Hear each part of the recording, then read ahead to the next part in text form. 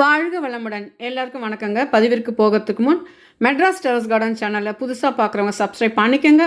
Video முழுமையும் பார்த்து பிடித்திருந்தால் லைக் பண்ணுங்கள், ஷேர் பண்ணுங்கள். வீடியோவில் நீங்கள் பார்க்குற இந்த செடி குபேர மூலிகைன்னு சொல்லுவாங்க. பேய் மிரட்டி, பெருந்தும்பை போன்ற பல பேர்கள் இதுக்கு இருக்குங்க. சித்தர்கள் இந்த இலையை பற்றி நிறைய குறிப்புகளை எழுதி வச்சுருக்காங்கங்க. அதன்படி நம்ம விளக்குக்கு பருத்தி நூல் தானே போடுவோம் இல்லைங்களா, அதுக்கு பதிலாக இந்த இலையவை விளக்கா ஏற்றுவாங்கங்க, திரியாக பயன்படுத்தி. இந்த இலையை வச்சு நம்ம விளக்க ஏற்றும்போது நம்ம வீட்டில் பாசிட்டிவ் எனர்ஜி, நேர்மறை ஆற்றல் பெருகும்னு சொல்கிறாங்க. அதுவும் இல்லாமல் இந்த விளக்கை எந்த நாளில், எந்த நேரத்தில், எந்த எண்ணெயில் ஏற்றுவதால் அதிக பலன் கிடைக்கும்னு சித்தர்கள் அதிகமான குறிப்புகள் எழுதி வச்சுருக்காங்க. அந்த குறிப்புகள் என்ன என்பது பற்றியும், மேலும் இந்த பேய் மிரட்டி செடி ஒரு மூலிகை செடியும் கூடங்க, நிறைய நோய்களுக்கு மருந்தாக பயன்படுது. அதை பற்றியும் விரிவாக இந்த பதிவில் நாம் பார்க்கலாங்க. இந்த செடிக்கு பேய் மிரட்டி, பெருந்தும்பை, குபேர மூலிகை போன்ற பல பெயர்கள் இருந்தாலும் இதனுடைய தாவரவியல் பெயர், அதாவது பொட்டானிக்கல் நேம் அனிசோம்லஸ் மலபாரிகா. இது லாமியேசி குடும்பத்தை சேர்ந்ததுங்க. இதனுடைய தாயகம் மலேசியா. இருந்தாலும் இது பங்களாதேஷ், மியான்மர், அந்தமான், இந்தியாவிலையும் பரவலாக தானாகவே விளைநிலங்களில் வளரக்கூடியதுங்க. இந்த செடியை நம்ம வீட்டில் வளர்க்கலாமான்னா கண்டிப்பாக வளர்க்கலாங்க. வீட்டு வாசலில் வளர்க்கலாம், மாடி தோட்டத்துலேயும் வளர்க்கலாம், எங்கே வேணாலும் வளர்க்கலாங்க. ஒரு சின்ன ஸ்டெம் கட்டிங் போதுங்க, ஈஸியாக வளர்ந்துடும். இது செம்மண் பூமியில் ரொம்ப நல்லா வளருங்க. எல்லா வித மண் கலவையிலையும் இது வளரக்கூடியது. நான் ஒரு 12 இன்ச் பாட்டில் தாங்க வளர்க்குறேன். பூக்கள் ஊதா நிறத்தில் இருக்கும். அதுலேருந்து அந்த விதை மூலமாகவும் இந்த செடியானது வளரும். ஸ்ரீலங்காவில் இந்த செடியை மருந்து பொருட்கள் தயாரிக்கிறதுக்கும் அழகு சாதன பொருட்கள் தயாரிக்கவும் பயன்படுத்துகிறாங்கங்க. இந்த இலைகளில் சில கெமிக்கல் காம்பவுண்ட் இருக்குங்க. அதாவது அனிசோமெலிக், பெட்டிலுனிக், ஜெரானிக் போன்ற அமினோ ஆசிட்ஸ் இருக்குங்க. சைட்டோஸ்டிரால் என்ற தாது பொருட்களும் இருக்குது. அப்புறம் இந்த இலையை அப்படியே நெருப்பு வச்ச உடனே அது எரியறதுக்கு காரணம், இந்த புகையிலை இருக்குதுங்களா, இந்த சுருட்டு, பீடி, சிகரெட்லாம், அது அப்படியே அந்த நெருப்பு வச்சோடனே அதே பற்றிக்குது இல்லைங்களா, அதுக்கு காரணம் நிக்கோடின். அந்த நிக்கோடினானது இந்த பேய் மிரட்டி இலையில் இருக்குங்க. அதனால தான் ப்ளஸ் குளுக்கோசைட்ஸும் இருக்குது. அதனால தான் இந்த பேய் மிரட்டியோட இலை எரியுதுங்க. முதல்ல நம்ம இதனுடைய மருத்துவ குணங்களை பார்க்கலாங்க. இந்த பேய் மிரட்டி இலையை நல்லா கொதிக்கிற தண்ணியில் போட்டு நல்லா ஆவி பிடிக்கிறதுனால ஒற்றை தலைவலி, இந்த தலைபாரெல்லாம் சரியாயிடுதுங்க. அப்புறம் இதனுடைய இலையை கஷாயம் செஞ்சு குடிக்கிறதுனால குடல் புழு, இந்த ரொமாட்டிக் ஆர்த்ரைட்டிஸ் இருக்கு இல்லைங்களா, அதெல்லாம் சரியாயிடுதுன்றாங்க. அப்புறம் இலைகளை விளக்கெண்ணெயில் நல்லா வதக்கிட்டு எங்கேயாவது வீக்கம் உள்ள பகுதிகளில் அதை வச்சு 10 மாதிரி வச்சு கட்டும்போது அந்த வீக்கம் சரியாயிடும். அதுவும் இல்லாமல் இந்த செடியுடைய இலை, வேர், பூக்கள் எல்லாமே மருத்துவ குணங்கள் இருக்குங்க. இதனுடைய ஒரு 10 பூக்களை நம்ம பசும்பாலில் நல்லா கொதிக்க வச்சுட்டு சாப்பிட்றதுனால ஆண்மை அதிகரிக்கும்னு சொல்கிறாங்க. அப்புறம் இந்த இலைகளை நம்ம கஷாயமாக சாப்பிடும்போது கேன்சர் செல்களை இது கட்டுப்படுத்தும் திறன் உள்ளதுன்னு சொல்கிறாங்கங்க. இந்த பேய் மிரட்டியின் பூக்கள் ஊதா நிறத்தில் இருக்கோங்க.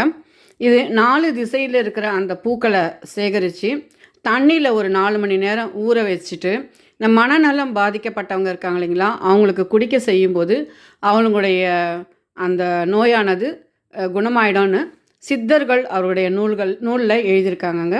அதுவும் இல்லாமல் காலரா, அப்புறம் கேன்சருக்கெலாம் நிறைய மருந்துகள் இந்த செடியிலேருந்து தயாரிக்கிறாங்கங்க.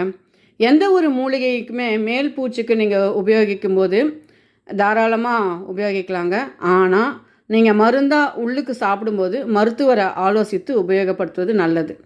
காரணம், அளவுக்கு அதிகமாக சாப்பிடும்போது சைடு எஃபெக்ட்ஸ், பக்க விளைவுகள் ஏற்படுங்க. அதனால் நீங்கள் உங்கள் மருத்துவரை ஆலோசித்து சாப்பிடுங்க. அடுத்ததாக இந்த பேய் மிரட்டியில் 2 வகைகள் இருக்குங்க. ஒன்று இலைகள் நீளமாக இருக்கும், இது ரெட்டை பேய் மிரட்டின்னு பேருங்க. இன்னொன்று வட்டை இலை, வட்டமாக இருக்கும் இலைகள்லாம், அதுக்கு ஒற்றை பேய் மிரட்டின்னு பேருங்க. இந்த பேய் மிரட்டியோடைய இலைகள் கொசு விரட்டியாகவும் பயன்படும். நீங்கள் விளக்காய் ஏற்றும் போதும் கொசுக்கள்லாம் வராதுங்க. அப்புறம் அது இல்லைன்னா இந்த இலையை நல்லா தண்ணியில் அரைச்சிட்டு அந்த வடிகட்டிட்டு அதை உங்கள் வீட்டில் நல்லா ஸ்ப்ரே பண்ணும்போது கொசுக்கள் வராதுங்க. இந்த பேய் மிரட்டி செடி வளர்கிற இடத்துல இந்த துஷ்ட சக்திகள், துர்தேவதைகள்லாம் இருக்காதுங்க. நல்ல ஒரு பாசிட்டிவ் எனர்ஜி கண்டிப்பாக இருக்கும். இந்த இலையை வந்து நம்ம எப்படி விளக்காய் திரி மாதிரி பயன்படுத்துறதுன்னு பார்க்கலாங்க.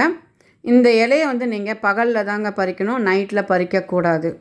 எந்த செடியுமே நைட்டில் வந்து நம்ம கட் பண்ணக்கூடாது.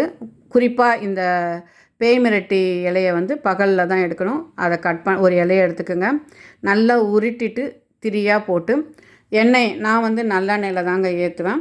நல்லெண்ணெய், நெய், விளக்கெண்ணெய், ஏதாவது உங்களுக்கு என்ன பழக்கமோ அந்த எண்ணெயில் ஏற்றலாம். அந்த எண்ணெயை மண்ணகலில் தான் ஏற்ற சொல்கிறாங்க. சில பேர் காமாட்சி விளக்கில் ஏற்றலாம் சொல்கிறாங்க. அதில் திரியாமல் ஏற்றலாம். எண்ணெயே இல்லாமையும் கூட இது எரியுங்க. ஏன்னா இதில் அந்த நிக்கோட்டின் இருக்குது இல்லைங்களா, அதனால் இது எரியும். ஓகே, இப்போது சித்தர்கள் அதிகமான பலன் பெறறதுக்கு இந்த பேய்மிரட்டியை எப்படி பயன்படுத்தணும்னு சொல்லியிருக்காங்க. அது என்னன்றதை பார்க்கலாங்க. இந்த பேய்மிரட்டி இலையை நல்லா இந்த திரி மாதிரி செஞ்சுட்டு பௌர்ணமி நாளில் இரவு 6 மணிக்கு மேலே நெய், நல்லெண்ணெய், விளக்கெண்ணெய், வேப்பெண்ணெய், தேங்காய் எண்ணெய் கலந்த எண்ணெயில் மண் அகல் விளக்கில் தான் இதை ஏற்றணும்னு சொல்கிறாங்கங்க. காய்ந்த இலையில் பலன் அவ்வளவா இருக்காதுன்னு சொல்கிறாங்க. இந்த விளக்கை மனநிலை பாதித்தவங்க உற்று நோக்கும்போது அவங்க குணம் பெறுவாங்க. வீட்டில் துர்தேவதைகள்லாம் வெளியேறிடுங்க. பாசிட்டிவ் எனர்ஜி அதிகரிக்கும் போது வீட்டில் அந்த சண்டை சச்சரவுலாம் இல்லாமல் நிம்மதியோடு இருக்கலாங்க. இந்த செடியுடைய இந்த பேய்மிரட்டி இலையை வந்து வசியமை தயாரித்து அந்த கால மன்னர்கள்லாம் பயன்படுத்தினாங்க. அதுவும் இல்லாமல் குழந்தைங்களுக்கு இந்த இலையை வந்து தாயத்துக்குள்ளே வச்சு கழுத்தில் கட்டுவாங்க. காரணம் திஷ்டி, இந்த மாதிரி கெட்ட சக்திகள்லாம் குழந்தைய வந்து தாக்காமல் இருக்கணும் இல்லைங்களா, அதுக்காக அந்த காலத்தில் கட்டுவாங்க. இந்த செடி நர்சரியிலலாம் கிடைக்குமான்னு எனக்கு தெரியாதுங்க. ஆனால் நான் வந்து படப்பைக்கு போகும்போது தாம்பரம் கிட்ட இந்த செடி ரோட்டில் தாங்க இருந்தது. நல்ல புதர் மாதிரி இருந்தது. அதை கட் பண்ணி ஒரு சின்ன கட்டிங் தான் எடுத்துகிட்டு வந்து வீட்டில் வச்சேன். 12 இன்ச் போட்டில் தான் வச்சேன். அது ரொம்ப ஈஸியாக வளர்ந்துச்சு. இதுக்கு எந்தவித பராமரிப்பு எதுவுமே கிடையாதுங்க.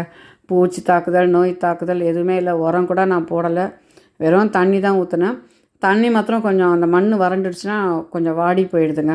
இதே நீங்கள் மண் தரையில் வச்சிங்கன்னா நீங்கள் தண்ணி கூட ஊற்ற வேணாம், அது நல்லாவே வளரும். தானாகவே வளரக்கூடிய ஒரு செடி தாங்க இது. உங்கள் வீட்டில் வளருங்க. நான் வந்து விசேஷ நாட்களில் நான் மெடிடேஷன் பண்ணும்போது இந்த விளக்கை ஏற்றிட்டு தாங்க நான் பண்ணுவேன். நல்ல ஒரு வைப்ரேஷன் கிடைக்குதுங்க. இன்னொரு விஷயம், நம்ம வீட்டில் நேர்மறை ஆற்றல் பெருகிறதுக்கு நிறைய விஷயங்கள்லாம் நம்ம பண்ணுறோம் சரிங்களா. பூஜைகள் பண்ணுறோம், எல்லாமே செய்கிறோம். அப்படிலாம் செஞ்சுட்டு நீங்கள் இந்த சினிமாலாம் வருது இல்லைங்களா, அதில் இந்த சபிக்கிற மாதிரி அந்த சீன்ஸு, வன்முறை காட்சிகள்லாம் வந்தால் தயவு செஞ்சு ஆஃப் பண்ணிவிடுங்க. அதே மாதிரி டிவி சீரியல்லுமே சில வார்த்தைகள், கடினமான வார்த்தைகள் பிரயோகிக்கிறாங்க சில சீரியல்கள். அது என்னென்னா, நீங்களே நல்லா பாருங்கள். ஒருத்தர் வந்து இன்னொருத்தரை ஒரு கடினமான வார்த்தையில் திட்டுறாங்க ஆனும்போது அது வந்து டிவி. ஆனால் அந்த வார்த்தையானது உங்களுடைய நிஜ வாழ்வில் உங்களையுமே அறியாமல் யாரையாவது சொல்லிவிடுவாங்க. சொல்லும்போது அந்த எதிராளிக்கும் மனசு கஷ்டம். நீங்களும் ஐயோ நம்மளை எப்படி இந்த வார்த்தை வந்தது நீங்களும் யோசிப்பீங்க.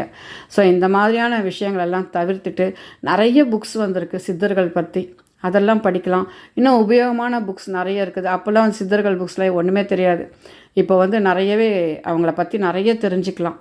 அப்படி இல்லைன்னா கோவிலுக்கு போகலாம். நல்ல ஒரு 100 வருஷம் பழமையான கோவில் உங்கள் வீட்டு பக்கத்தில் இருந்தீங்கன்னா அங்கே போகும்போது கண்டிப்பாக அங்கே வந்து சித்தர்களுடைய ஜீவ சமாதி கண்டிப்பாக இருக்கும். அந்த 100 வருஷம் பழமையான கோவிலில் அங்கே போய் உட்காந்து ஒரு 10 நிமிஷம் மெடிடேஷன் பண்ணுங்கள்.